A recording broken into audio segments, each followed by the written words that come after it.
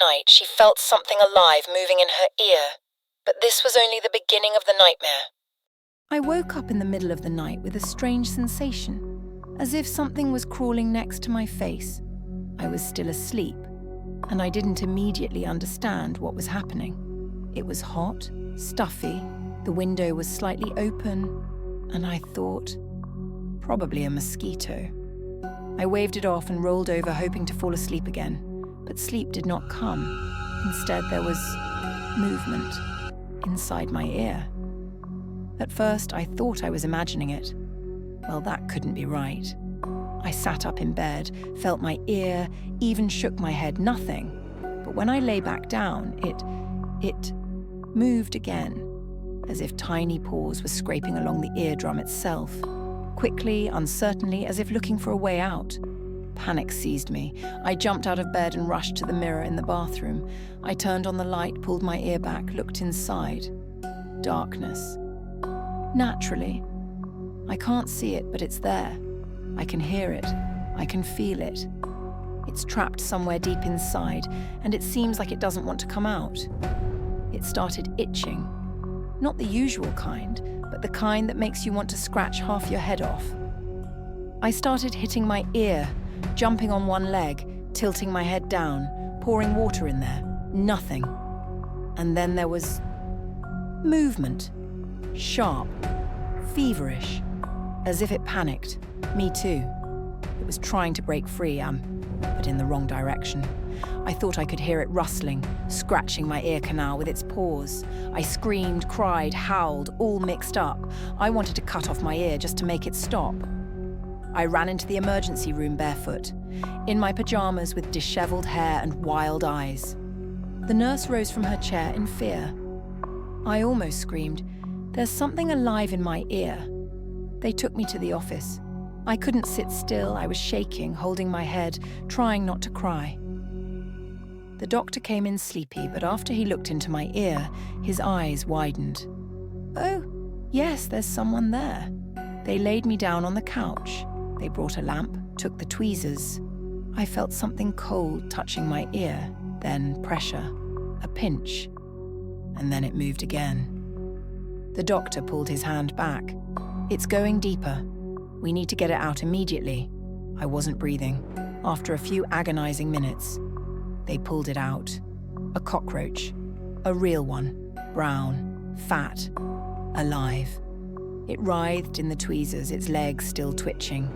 The nurse dropped the tweezers in fear and they fell to the floor with a nasty sound. I felt myself retching.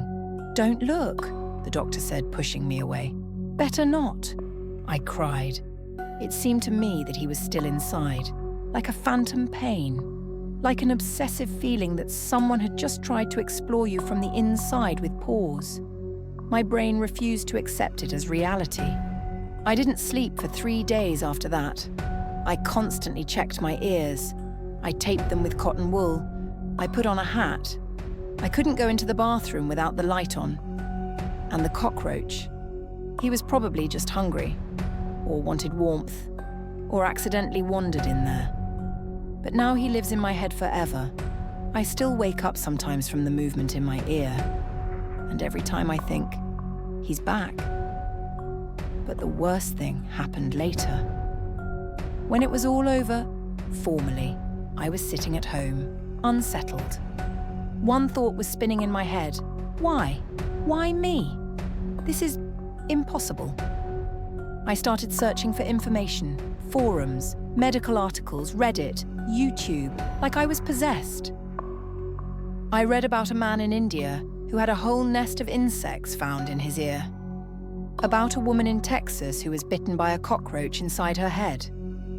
I called back to the hospital. I asked the doctor if there was any way to check. Was there really just one? What if there were 2 of them? Or more? What if he left something behind? I heard him scratching. I remember that sound. It can't be that he was alone. For so long, so deep.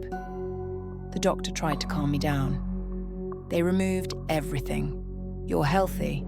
This happens, especially in the hot season." Does it happen? Does it happen? I woke up at night from phantom movements.